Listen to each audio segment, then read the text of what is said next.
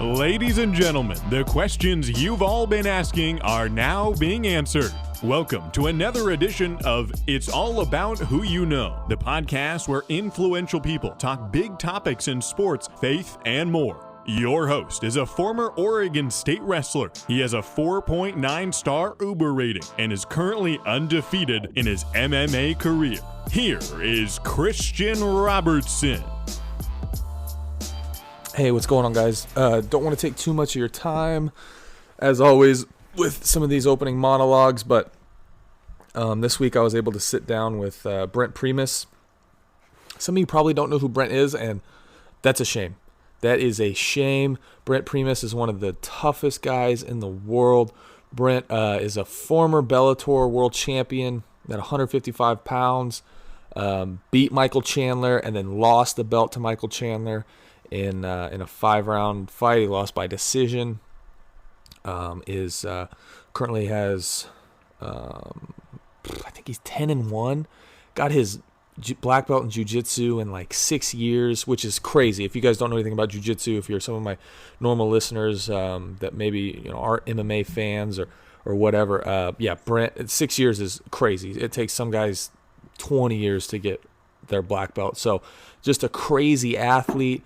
I had no idea that this podcast was going to go the way it went. It was a little shorter than I expected, but we got a lot in the 20 minutes that we spoke. He talks about, just his life, his upbringing. You definitely want to stay to the end just to hear some of the things he says. He has a call out that he somebody he wants to fight. But I think it's just a good story to hear, especially now, because your former circumstances don't necessarily define you. And I just want everybody to hear that, because you're going to know, and you probably have already guessed from the title, but Brent is the epitome of somebody that has taken a bad circumstance and turned it into something good, redirected it into something good. Going from a drug dealer as a 14-year-old kid, crazy, to a world champion. So just hearing that, and whatever you're going through in your life, it doesn't have to be selling drugs to the extreme, and it doesn't necessarily have to be on the opposite end of being a world champion. But, everybody's gone through some type of circumstance. Everybody's gone through some type of hurt or pain or whatever. And a lot of people have come out on the other side. And some people have redirected that into the highest level. And so I just want to encourage you guys. I want to be there for you guys. Whatever you're going through, take ownership of it. Move forward. Say, how can I make my circumstance better? And that's exactly what Brent did. He looked at himself and said, how can I make a bad situation a good one? And so I don't want to take too much of your time, guys, but Brent Primus. Definitely don't have to do it, so I just appreciate it, man. But yeah, Brent Primus, ladies and gentlemen. So, how you doing, man? Good, man. Thanks for having me on. Yeah, no problem, buddy. First of all, how did you get into MMA? This mic's kind of in our way. Oh, man, it's kind of a long story. I got kicked out of my house when I was really young, and I had my own house when I was like 14 years old, and I was literally just like a party house. Every night was a party. I had nobody tell me to do my homework, go to school, do anything, and I was living a crazy life. I was going to house parties in Eugene. The U of O is there, and so I was going to parties, and I was like arm wrestling for money, and then I was getting in a lot of fights, and there's about a year and a half where I was getting in at least 1 or 2 fights every weekend, and my hands were like humongous swollen calcium fists, and I was just known for knocking people out all the time. And then one of my buddies was like, man, if you're going to be doing this, you might as well make money. And so he signed me up for a cage fight, and I never trained at all, ever once, and so I was like, yeah, I'm going to go in there and knock this guy out. And they were telling me to go to the gym for a long time, and I just never did. And then I was like 2 weeks out from my first cage fight, and I was like, man, I'm going to go to this gym just to see what it's about. I'm going to go in there and just beat the crap out of all these dudes. And so I went into the gym and got absolutely manhandled and got choked out and armbarred. And I was like, gosh damn, man, this is crazy. And I totally realized that it's about technique and stuff like that. And because I knew that I was way stronger and I was more athletic, but it just was an eye opener to me. Get my butt kicked by all these little dudes. And so from then on, I literally trained every single day, put my life in it, and yeah, man, just trained every single day as hard as I could, and went and competed in every single jiu-jitsu tournament. And I got my blue belt in 3 weeks. I won Pan Americans. That was my first gi tournament, and I just caught onto it so fast. And I mean, thankfully too, because it's helped me and changed my life and everything. So yeah, that's crazy. So at what point did you think like, dang, I can make like a living doing this? Because how old are you? 35? Yeah. And crazy. you started when you were... I started when I was 20. Okay, so for 6 years you were living on your own? Yeah. I think there was like a point in time where I went with my parents for like, I think it was like 8 months, something like that, and then me and my stepdad did not get along, obviously, and I'm sorry to hear that. I was back at it, but yeah, it was crazy. Also, like, I got kicked out of my house when I was like 13 years old, and I tried to get a job, and nobody had hired me. I literally had sent in applications to McDonald's and Taco Bell, and everybody said that I was too young. And so I was like, man. So I actually went and picked berries at the farms for like a whole year, and it was just so hard, and I wasn't making much money. And then it kind of happened where I met this one guy, and he was a hippie, and he gave me a little bit of weed, and then all of a sudden, really what happened is he was out of weed, and I tried to get some weed from him to smoke, and he didn't have any, and I was like, man, if you want, I can call around and try to get you some. And he's like, okay. So I went to his house. He gave me $300. I went and got him an ounce, and I brought it back to him. He's like, man, this is garbage. I can't do nothing with this. And I was like, oh, crap. And so he's like, you go, I want my money by the end of the day. And I was like, oh, man. And so I went and called my buddies, and I sold the ounce in an hour, made $100, and then man, it all went from there. And I was selling so much gosh dang weed in high school. I had like 3 high schools on lockdown, and that's how I paid all my bills. I had a house, an apartment when I was super young, and I was literally making $300 to $400 a day and selling the best weed in around. I met this hippie, and I had the best weed, and it was a crazy, crazy lifestyle, man. And I also had a bunch of guys breaking my house with guns. I had a gun pointed to my head and got jacked.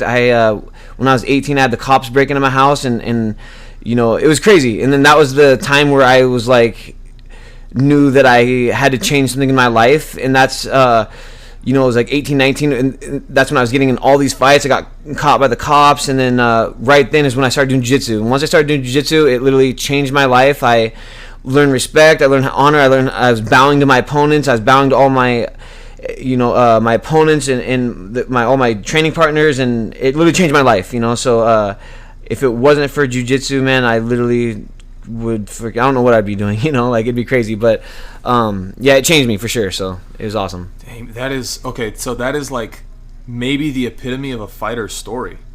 Like, I don't. Yeah. I did not expect you to say that you were 13 on your own, and like selling dope, which at the time was like, I mean, crazy. That's 20 years ago. That was bad. Like, yeah. That time it was like, I mean, the same regulations as cocaine, or 100%. It was horrible, and like, and what's crazy is like my dad has been in prison pretty much my whole life. I've never I used to go visit him at Oregon State Penitentiary, and we talked to him through the phone with that big glass or whatever. And my dad has been in prison pretty much my whole life from methamphetamines. He's like one of the number one manufacturers when I was really, really, really young. And so I made a pact to myself and my mom when I was really young that I would never touch white drugs, meth, coke, anything. And so I never have. I've never touched any white drugs. And I was like selling pounds and pounds and pounds, and just in that market and doing that, you run into all that stuff. And I just made a pact that I would never touch any white drugs, and I never have, and I never will, And I think that also saved me, because there's a bunch of people, my friends, that we were selling weed, and I would front them, and I got them to selling weed, and then eventually they started doing coke and selling coke and all this stuff, and then a lot of them are in jail and doing stupid things, and so yeah, just a crazy life. But at the same time, like, everything that I've went through, I think it's helped me and made me who I am today. And I don't think I would have that fire in me if it wasn't for all the craziness, for sure. Yeah, that's one thing I noticed, like, talking to really successful people, is like there's something, like, I not necessarily as extreme as what you're saying, but some guys, yeah, as extreme. There's something about that struggle that that you demonstrated, that you're expressing, like, that just, like, obviously you start at a further back place, but it's almost like you're slingshotted, not into success, but the work ethic, the thing you have, like, it's like if you look at like a Navy SEAL, like a Navy SEAL that retires and goes into the workforce, like is obviously not as equipped, maybe in some jobs, but is equipped for life and is gonna slingshot past everybody else because of the work ethic, because of the struggle, because of the desire they have to succeed and to be the best they can. And I think that's like a consistent theme amongst a lot of really successful people.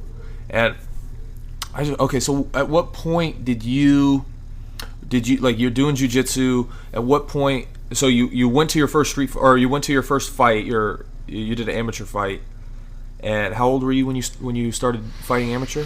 I think I was 20 when I first started training, period. When I first started training, I was 20 years old, and like I said, I got my blue belt in 3 weeks of training. My instructors were like, if you win Pan Americans, we'll give you your blue belt, and they didn't think I was going to win. There's like 120 or 160 people in my division, and I went out there and won and got my blue belt in 3 weeks, and that's when I literally was like, I think I could be really good at this, And at the time, I was also selling a lot of marijuana, but I was also had my own landscaping business. I bought this landscaping business, for that money, and I was working all the time doing, that too. And when I started training, I literally knew that I could not work all day long and be successful at jiu-jitsu or MMA. So I literally sold clients one by one. I sold all my equipment, and I started training every freaking minute of the day that I could, and I also knew that I had to change my lifestyle. I couldn't be drinking, I couldn't be eating horrible, and I literally changed everything. Jiu-jitsu changed me. I literally was eating salad and grilled chicken and protein shakes, and I wasn't drinking alcohol, and it just changed everything. And all I was wanting to do is get better and get my black belt and win, and that was my life for sure. And it still really is, but obviously I'm older and I have kids now, but winning is definitely, and getting better is definitely, on the top of the list for sure. Yeah. So you're 10-1. Yeah. Was it your 8th fight? Was it for the world title against Michael Chandler? Yeah, 8-0, yep. So I feel like you haven't got your respect for that fight because everybody sees what happened to Chandler's foot, and I'm a Chandler fan, but I recognize there's no discrepancy. You put Michael Chandler in that position. Like, you kicked his foot, and you caused the nerve damage, and then he just stepped and wasn't able to continue. How does that settle with you? Like, being a world champion, but not getting your respect, your due. Everybody's like, oh, Chandler's the world champ. Like, I don't know. How did that sit with you? Oh, it sucked, man. Like, I literally trained my butt off for that fight. I had everybody telling me I was going to lose, and I literally was so broke. I was negative. I had no money in my bank account. I spent everything I had on that fight camp, and I had a baby due in a month and a half, and it was just a crazy time, and literally what's so crazy is I trained that leg kick, for like 3 months. I was throwing hundreds of kicks almost every single day, that same low calf kick, and I've hurt so many of my training partners with that same kick. And to me, when I was in there fighting and I threw that kick and I hurt him, me and my coaches knew what was going on. They were yelling, he's hurt. And so I had no idea that there was controversy until after the fight. I literally thought that I went in there and I just didn't think there's any controversy, and like what's crazy is like I was in the cage and Michael Chandler's like, I remember Scott Coker walking into the cage and Scott Coker's like, what's wrong, Mike? What's wrong? And Chandler was like, it's broken. It's fucking broken. And Chandler thought that I broke his leg in there. And then they went to the doctor, and the next day in New York City they did a conference or whatever, and Scott Coker came out and was like, yeah, it was from Brent's kick. Is that impact that it causes nerve damage and all that stuff. And then Chandler went off on he was next, and he's like, oh yeah, I just freaking rolled my ankle, Brent did nothing. And I was totally shocked. I literally could not believe it. I was like, damn, man, this guy's a really poor sport little baby, so it was just crazy, and screw Michael Chandler. I'd love to fight him again, and I can't wait, so hopefully that goes down, again, for sure. Yeah. Are you looking to fight Pitbull? Is that is that what you like? If you could have your next fight, is that who you want? You want a shot at the title and then maybe get Chandler back, or? Oh, 100%. Give me that title shot for sure. I think that'd be awesome, And I think I can definitely beat Pitbull. But yeah, Bellator, give me that shot. I'll definitely be the next. I will win. I know I can beat up Pitbull. And then after him, I think I'd love to fight either Chandler if he still stays with Bellator. I know there's talk about him being a free agent, or Benson Henderson is up there, I know, and or even Patricio Pitbull too. I know he's been doing pretty well too. So, Patricio. I don't know. That's the older one, 155. The one that's not the champ. Yeah, for sure. So, yeah, man, I definitely want the title shot, or definitely the best guys that they got. So that's what I want. Gotcha. Now, do you have a fight lined up right now? Do you know what are you guys in talks? I do. I signed a fight about 3 months ago to fight somebody. But it's just crazy times right now, man. Obviously, Bellator hasn't set an exact date. Sure. But my date was pretty much the time when they're going to come back. So, but also not only that, I'm not, the guy that I'm fighting is not from America. So I'm not sure if they're even going to let him fly here right now with the damn corona going on. So right now, just in limbo, man. It's crazy, and this whole virus kind of shut everything down. So we'll see how everything goes. Gotcha. Now you just, I'll get you, for the sake of time, we'll go on this one last talking point. But you just got done with submitting what a lot of people think is the best jiu-jitsu practitioner in the sport of mixed martial arts. But Jake Smith, you want to talk about that a little bit? Just submission. Jake Shields. Or Shields, sorry, Yeah. not Smith. But Jake Smith trains Yeah, at American Top Team. Yeah. That's where I was mixed up. But Jake Shields just tapped him out. How did you feel like that match went, as far as like your mindset going in? Did you have like any intimidation, like thinking that? Because I think like on paper, like he's kind of A legend almost, man. Yeah, and he's definitely moving into that jiu-jitsu scene, and you're still really highly into you're only 11 fights into your pro career. Yeah. Like you still have if you want, like you still have a long. Yeah, I want to go until in my 40s for sure, early Yeah. 40s, so definitely got time. But yeah, man, once I found out that I was, had a grappling match against Jake Shields, I had two thoughts going in my head. Like one of them was like, oh shit, man, I'm going against Jake Shields. He's a legend. I've been watching this guy on TV for a long, long time. Yeah. And then another, thought was like, hell yeah, man, I want to go against the best guys. I want to prove that I belong, with the best guys. And so it was cool, man. But at the same time, I was nervous as shit freaking going against him, just the whole atmosphere of the SUG. Like, I didn't have any of my coaches there. I didn't have anybody there with me. And I just drove up there by myself, and it was quiet. There's no fans there, and I could hear him breathing, and like it was just a crazy but awesome experience. Chell did, and the SUG was awesome, and it was so fun.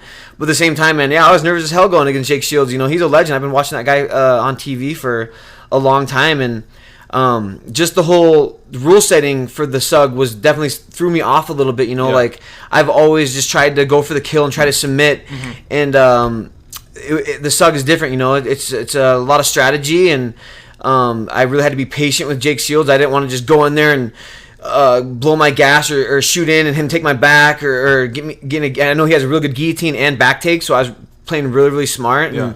And as soon as he pulled guard, I was like, oh, thank God, man. I feel really, really good with my guard passes, and so I started working my knee cross pass, and I passed the guard there, and at the same time, I was really trying to be super patient and just conserve my energy. And I knew I've been drilling my arm bars for the last 3 weeks, and man, I just felt really, really good with it. I've been catching high level guys with my arm bar. How I set it up, I kind of switched everything up with my arm bar, because I've been going against like Austin Vanderford and Tobias and Ben Baxter, these big explosive guys, and they were just exploding out of my arm bar. So I was driving home one day from American Top Team, and I was just thinking about it, and I just kind of switched everything up, and it worked really well for me. And how I've been attacking the armbar, I haven't really had anybody get out of it, and so I just felt really confident in my armbar. I just knew that if I could just defend his back and just not get choked, that when it came to me getting the armbar, that I felt that I could get it for sure. Yeah, no, it was definitely impressive. Like going into, you got him in OT, right? It was OT. Yeah. Because the first 5 minutes went by like fast. That. It goes by Even so Chael fast. said on the commentary, he was like, "Was that 5 minutes?" Yeah. I was like, crazy. "Shoot, that felt like 2." It is crazy. I I like that rule set though. I think it's good. I think 5 minutes is good, and then get guys in positions like that. But yeah, dude, when you sunk it in, it was like, okay, he's got it locked, like, and then Jake had his arm, so it didn't look like, and then you rolled it through, and it was like, oh my gosh, it was not. I bet that was a good feeling, and you could tell, I could tell, like when watching you, like you wanted to celebrate and like freak out, but there was nobody there. Yeah, for sure. How anticlimactic is that? There's like, I mean, it's so nuts, man. It is. It's just being so excited, and there's nobody like in the crowds cheering, but like honestly, in my head, I was freaking just jumping up and down, so excited. I literally, man, I'm not gonna say he's my idol or nothing like that, but there's that saying, train until your idols become your opponents or something like that. It goes, something like that, and it's just like totally reminded me of that, So it was, it was badass. And so, man, hopefully someday I can train with Jake Shields. I think it'd be so awesome, to train with him. And so hopefully, it'd be cool to get some training with him and all those guys over there. I think they're all it's pretty dope. So yeah, no, that was a cool moment, and I could just tell. I was like looking on your face. I was like, bro, come for on. Sure. Okay, one last thing. I know I said last thing, but Austin Vanderford told me to ask you about the time you got your black belt. And it's a funny story. Is it a funny story, or is there? Oh well, man. Oh yeah. So yeah, should I say that? So I got my black belt from Megaton, and man, I don't know if I want to tell this story, honestly. If you can't tell it, I don't know if fine. I want to. Let me think about it. Yeah, I don't want to tell that story actually, but yeah, it was funny for sure. But just out of respect, I just don't want to say it just out of respect, for sure. Okay, cool. Well, guys, sorry. I feel like no. Dig now. But no, well, that was one more point that I had planned on asking. But dude, thank you so much for doing this. Yeah, man. Thank you so much. Anytime, I appreciate man. you for your time, and appreciate you being here.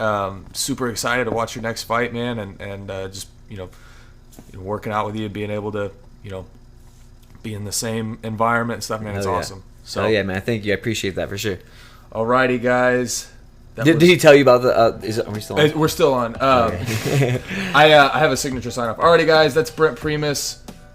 But thank you guys for being back for another episode of It's All About Who You Know. But I think we're done here.